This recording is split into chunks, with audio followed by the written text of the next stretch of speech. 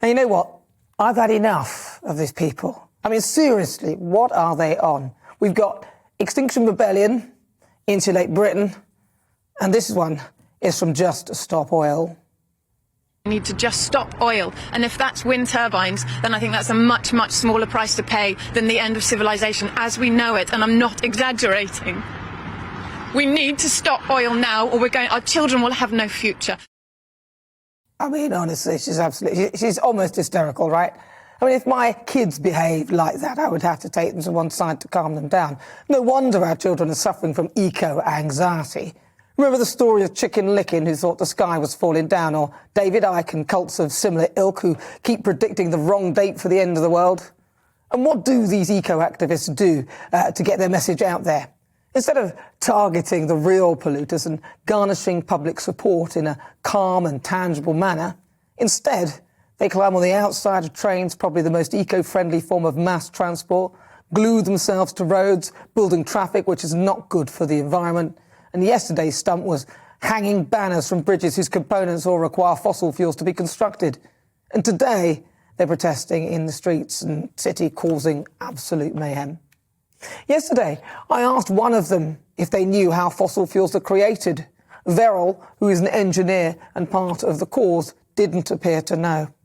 They basically come, they're kind of like, they've been in the ground for ages, and they have basically formed over millions of years, mainly from all the organic matter in the past.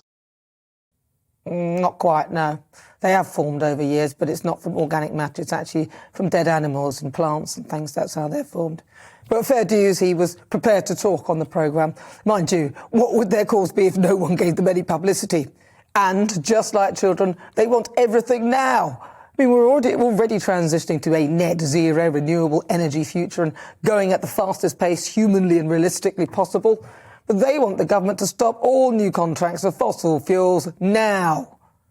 I suppose that's all they've got left to demand, seeing as most of us agree with their cause. So now is all they've got left. I mean, obviously totally unrealistic, which I suspect they actually already know. It just gives them an excuse to carry on creating misery under the guise of doing the right thing. Now, there are three things that are obvious spanners in their demand for now.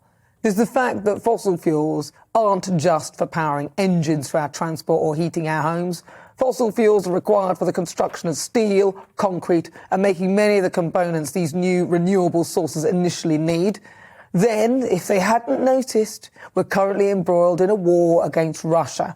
Many countries around the world who rely on Russian oil and gas are trying to wean themselves off it as quickly as possible to create their own homegrown renewable sources.